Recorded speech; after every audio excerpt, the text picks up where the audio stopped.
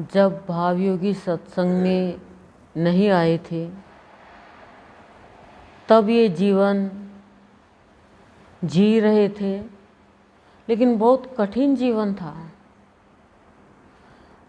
छोटी छोटी बातों में ये विधि होनी चाहिए, ये रीति रिवाज होने चाहिए, ये पूजा पाठ होनी चाहिए, इसी में हम लगे हुए थे। लेकिन जब भावयोगी संत के चरणों में आकर बैठे और इनकी अमृत वाणियों का पान किया, हमारी चारों व्रतियों ने, तो व्रतियां सजने लगी तो अनुभव होने लगा कि ये 9 द्वारे का जो शरीर है, इसको तो हम बाहर से बहुत सजा रहे हैं, लेकिन जब से सद्गुरु अपने भक्त को बाहों में ले लेता है,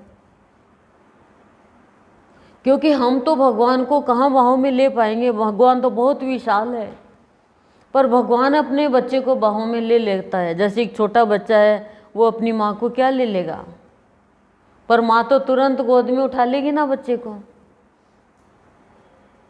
तो ये सत्संग सदन है, ये गोद है भगवान की, और जिसको भगवान की गोद मिल गई तो उसको कोई रोंद नहीं सकता, उसे तो मौत मिलती ही मिलती है। जब माँ का दूध पीना है तो माँ की गोद में आना ही पड़ेगा। और दूर बैठा बैठा ही बता करे तो बोतल ले लो, चम्मच से पी लो। तो हम सद्गुरुदेव की अमृत वाणी है, ये दूध का काम करती है, अमृत का काम करती है। और जैसे जैसे अमृत वाणियाँ व्रतियों में जाती है, हमारे अंदर जितना भी भ्रम होता है, आज ये नहीं करना, आज वो नहीं करना, ये भ्रम, ये मेरा, ये तेरा, ये सब दूर हो जाता है। संत के बिना कोई अंत कर ही नहीं सकता भ्रम का। अब जैसे हम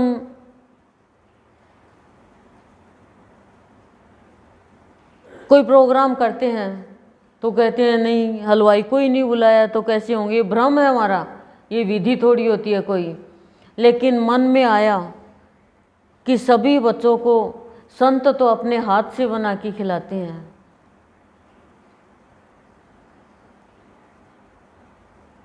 तो ये प्रसाद, ये भंडारा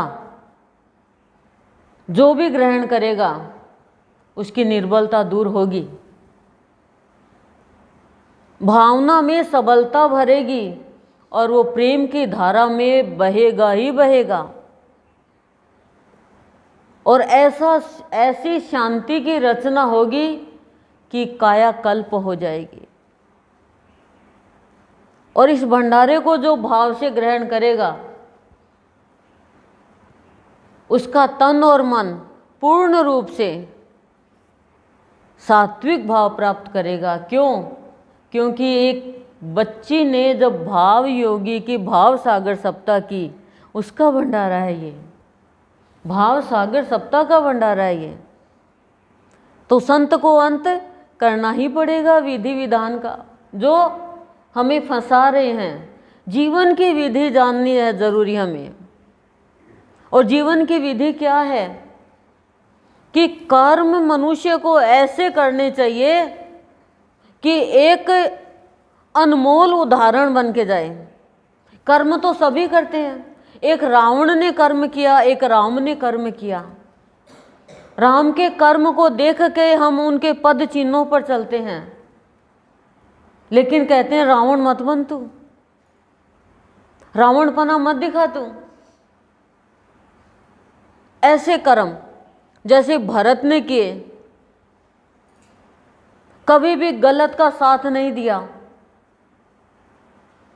सभी लोगों ने कहा कि जहर की बेल के तो जहर का ही फल लगेगा, सबने ताना मारा, देखना बंद कर दिया। लेकिन जब वास्तविकता का पता चला तो कहा इस जहर के ये अमृत जैसा फल कैसे लग गया।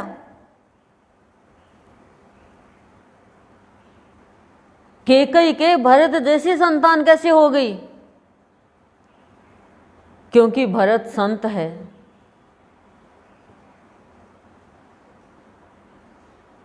और भगवान स्वयं भरत से मिलन के लिए, मिलाप के लिए भगवान भी विलाप कर रहे हैं।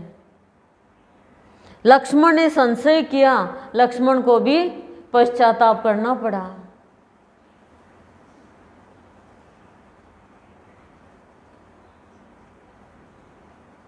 तो हमारा जीवन भी भरत के जैसा होना चाहिए।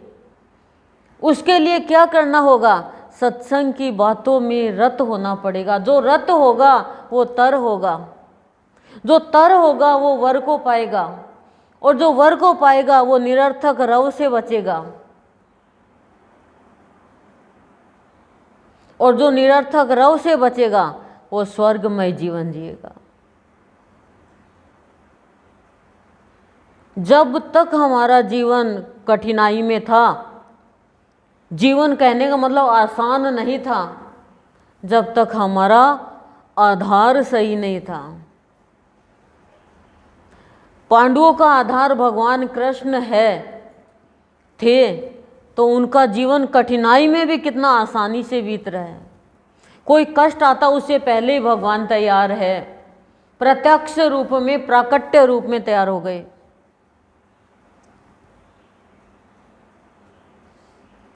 तो ये जीवन बहुत कठिन है, बहुत कठिन है जीवन की यात्रा को पूरा करना, लेकिन बहुत आसान है यदि आधार हमने सद्गुरु का ले लिया। अब बीमार है, उसने दवाई का आधार लिया, पर दवाई यदि कम पावर की है तो टाइम लगेगी, और गलत दवाई ले रहे हैं तो बीमारी और बढ़ जाएगी। ये नश्वर का आधार, ये हमें दुखों से नहीं बचा सकता। डॉक्टर भी क्या कहता है? भगवान के भरोसे, राम को भजो। ये नहीं कहता तुम धन दौलत को भजो, तुम अपनी जाति को भजो, तुम अपने जो पद में ऊंचा उसको भजो, क्योंकि उनको भी पता है भगवान की शक्ति। और डॉक्टर भी ऑपरेशन करता है तो भगवान को प्रणाम करता है पहले कि मेरे हाथ में वो शक्ति देना, वो सफलता देना।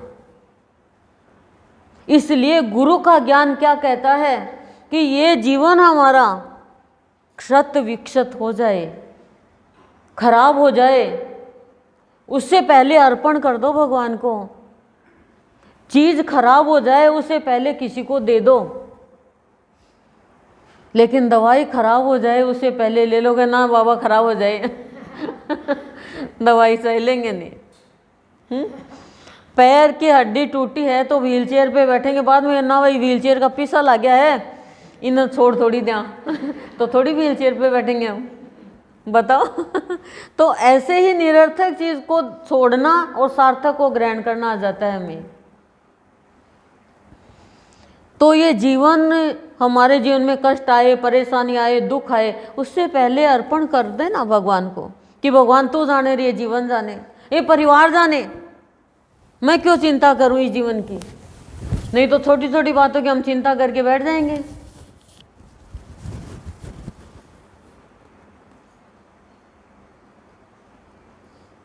संत जो हमें देना चाहते हैं वो हम ग्रहण कर लेंगे तो आप मान के चलो जीवन में कभी भी अशांति नहीं रहेगी।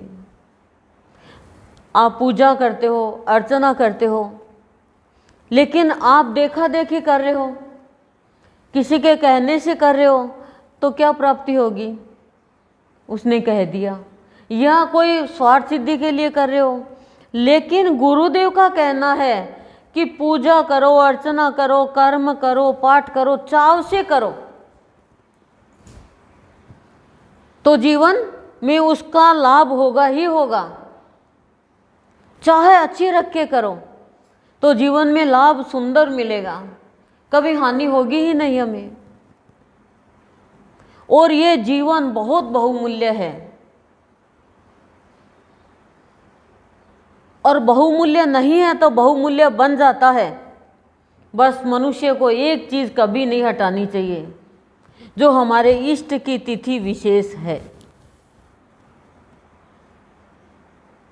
उसको हमेशा याद रखना चाहिए। जिस दिन हमारे इष्ट धरा पर आए और जिस दिन हमारे इष्ट धरा से गए, वो तिथि विशेष तिथि होती है। उस दिन हमें कुछ ना कुछ प्रत्यक्ष रूप में मिलता है। इसीलिए हम तिथि विशेष को यज्ञ करते हैं, विशेष प्रवचन करते हैं, विशेष भाव देते हैं, विशेष सत्संग करते हैं। क्यों? ये तिथि हमारे लिए वो विधि छोड़ने के लिए आई है जो हमें फंसा रही थी। ये तिथि हमें जीवन की विधि बताती है।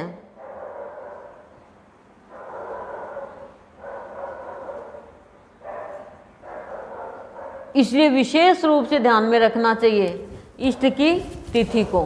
फिर देखो जीवन कितना सुना। हम तो अल्ले क्या हुआ, मैं तो भूल ही गई आज तेरे से।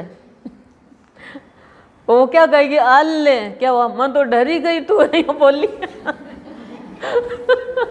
बोलने का तरीका तो नहीं चाहिए। जैसे अभी किसने कहा कि माँ ने कहा 2 महीने हैं, अरे मैंने कहा इस साल के 2 महीने हैं। सुनने वाले के मन में कितनी बात आएगी, किस चीज के 2 महीने।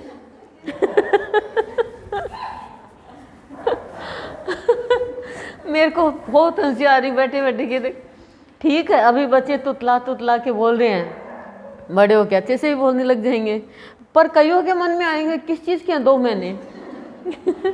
और बीच में ये कह दिया कि माँ ने कहा मैं जाऊँगी तो सबको मेरे साथ बुला लूँगी। और फिर कह दिया 2 महीने हैं, और फिर कह दिया हाथ पकड़ पकड़ के। अरे उस स्थान पे हाथ पकड़ के कैसे जाओगे? कोई कब जाएगा, कोई कब जाएगा। तो ही कहीं चल, मैं चल रही, तू भी चल। देखो बच्चे का भाव एकदम निश्चल दिल से बोला गया है। लग रहा था सबको, हंसी भी आ रही थी। देखो एक होता है चेहरे की मुस्कुराहट, एक होता है दिल का मुस्कुराना।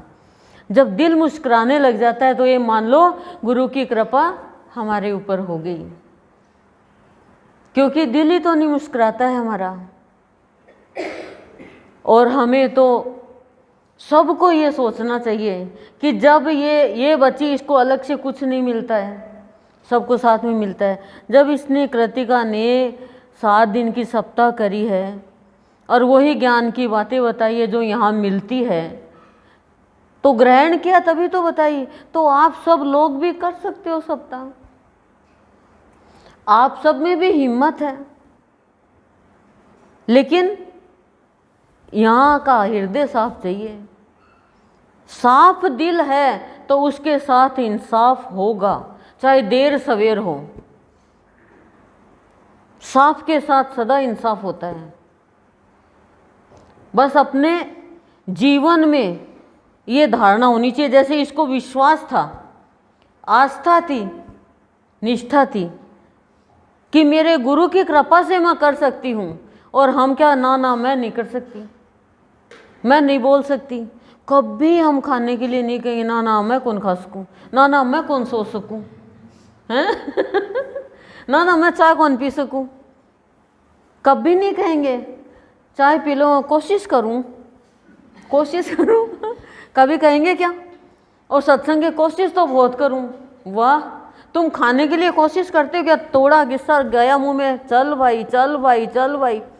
और सत्संग के लिए कोशिश, सत्संग के लिए कैसी कोशिश? आना नहीं चाहते हैं तो कोशिश है, खाना नहीं चाहते हैं तो कोशिश है। आप बताओ, सोने के लिए कोई कोशिश नहीं करता, सोए एकदम हाथ पैर फैला के सो गए। सोने की कोशिश बहुत करती हूँ मैं, कोई कोशिश नहीं करता, रिजाई लीड सो गए। तो सत्संग के लिए कोशिश कैसे, भजन के लिए कोशिश कैसे? आप बताओ हैं। अब आप चाहे आप कुछ भी सोचो, पर आपका जो अंतर्मन है ना, एक जिस अंतर्मन में, आपके अंतर्मन में और भगवान के अंतर्मन में इतना सा भी अंतर नहीं है। वो अंतर्मन आपको कहता है बात तो सही है, आप तो फटाफट खाने लग जाओ।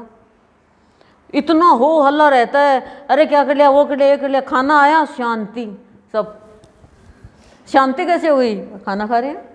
ऐसे ही सत्संग जब खाना सीख जाएंगे तो एकदम अंदर में शांति, एकदम शांति हो जाएगी, अंदर में लेके जाना पड़ेगा। जैसे इसने बताया ना इंदु ने कि फर्क पड़ता है, बस अंदर में साफ होना चाहिए। तो दर्द होता है, वो दर्द होने लग जाए, एक मैंने कहा मुस्कुराने लग जाए, एक मैंने कहा दर्द होने लग जाए, वो दर्द होने लग जाएगा ना अंदर में किसी के दुख को देख करके, तो फिर आपसे गलत कुछ भी नहीं होगा। हम बहुत बार गुरुदेव से कहते हैं, गुरुदेव ऐसा उचित है क्या? तो गुरुदेव का जवाब आता है कि तुम बुरा तो सोच ही नहीं रहे, तुम तो सही रास्ते पे चलने के लिए निर्णय ले रहे हो। अब बच्चा बिगड़ने वाला होता है तो उसको समझाया जाता है, कहा जाता है, और जब बच्चा सही हो जाता है तो उसको अधिकार दिया जाता है। बताओ, तो भक्ति में भी तो ये चीज़ चलती है। भगवान तो देने के लिए तैयार है। भगवान फिर ये नहीं देखता माँ के जैसे कि बच्चा कीचड़ में भरा हुआ है क्या, गंदगी में भरा हुआ क्या, और मैंने इतनी महंगी साड़ी पहन रखी है क्या। अपने पल्लू में लेकर के वो ये भी नहीं देखेगी बच्चा गंदा, अपनी साड़ी के पल्लू से पूछ देगी। ऐसे ही हमारा भगवान है, चाहे कैसे भी हो, वो श्रद्धा के साथ आके देखो। गुरुदेव के अंदर वो 3 चीज़ कूट कूट के भरे हो जो सब में दे रहे हैं, श्रद्धा, विश्वास, निष्ठा। ये 3 चीज़ ले लेंगे तो कभी भी असफल नहीं होंगे जीवन में। 7 दिन की सफलता देखो, मौसम भी खराब हुआ, डर भी लगा, कलेजा भी दुकड़ दुकड़ हुआ, लेकिन विश्वास ने आगे बढ़ा दिया, श्रद्धा ने आगे बढ़ा दिया, और दूसरी बार कर दी। देखो, दूसरी बार कर दी। आपको सबको साथ में ही तो मिलता है, अलग से तो मिलता ही नहीं। बस ये वक्त देती है, ये वैल्यू करती है, हमें वैल्यू करनी आनी चाहिए। देखो, ये दीपावली की सफाई हो रही थी एक जगह, तो एक वीणा पड़ी हुई थी, तो वीणा का तार लूज थे, ऐसे बज नहीं रही थी। सबने कहा खराब हो गई, नई ले आएंगे। वो डाला है कूड़े में। तो कोई समझदार व्यक्ति आया और उस वीणा को देखा, अरे वीणा किसने डाल दी, और उसने वीणा को उठाया, उसके तार टाइट करने टाइट करे, लूज करने लूज करे, मतलब सही तरीके से तार को जोड़ दिया और वीणा में स्वर आने लग गए। तो घर वालों ने सोचा कि हमसे तो इतनी, हम तो कर रहे थे तो खराब ये आवाज़ दे रहा था, ये तो बहुत अच्छी हो गई, ये क्या हुआ, कैसे हुआ? बोले इसका तरीका आ गया, इसके तार लूज पड़े थे। तो वो वीणा कौन है? वो वीणा हम हैं। और वो समझदार कौन है? वो समझदार ये है। बस ये हमारी वीणा के जो तार है इंद्रियों, कर्मेंद्रियों, वृत्तियों के, उनको ही सही सात्विक कर देते हैं, फिर ये बजने लग जाती है, यानी आनंद मग्न रह जाती है, फिर ये सुरीली आवाज़ निकालने लग जाती है। ये वीणा है हमारी। हर प्राणी को सरस्वती के रूप में वाणी दी है भगवान ने, पर इस वाणी की कीमत कब करेंगे? जब सत्संग में आकर के सद्गुरुदेव की अमृत वाणी को धारण करेंगे। चाहे आपने कितने भी महंगे कपड़े पहने हो, देखो भाई, आपकी वैल्यू सब करेंगे, लेकिन जैसे ही आप बोलोगे बदतमीज, शर्म नहीं आई तेरे को, चल यहाँ से, अरे अपनी जात को थोड़ी आओ, छोड़, अरे ये तो कमीना है 1 नंबर को, अरे यहाँ तो कमीने 1 नंबर के। अब बोलने को नहीं आवे। कपड़ों से इज्जत हुई कि वाणी से हुई?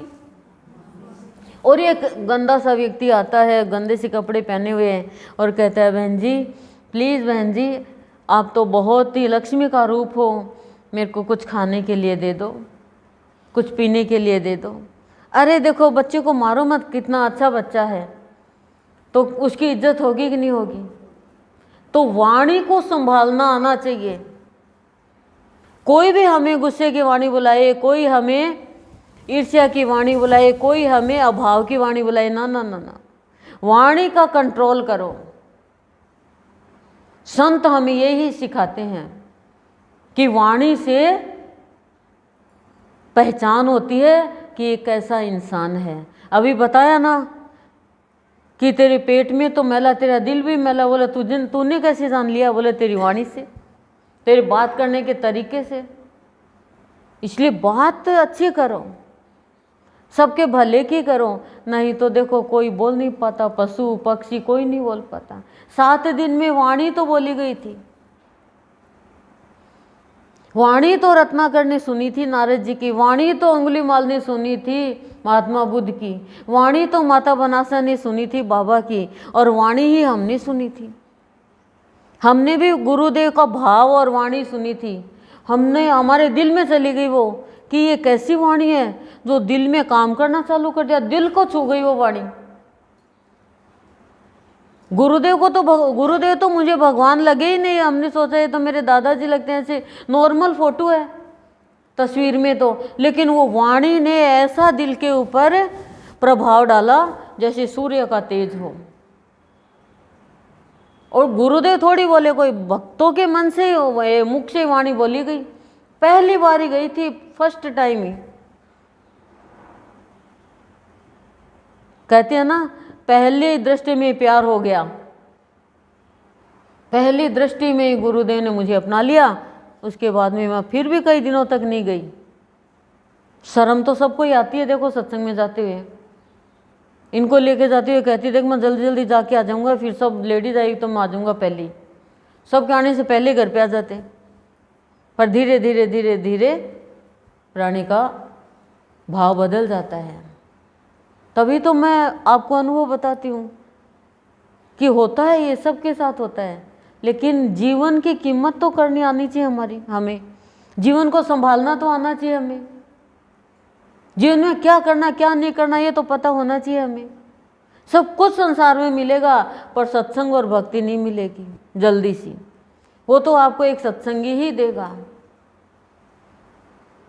इसलिए आप भंडारा लो और शांति की रचना आपके जीवन में हो, ऐसा ही आज का ये भंडारा है। ओम शांति ही शांति ही शांति प्रशांति।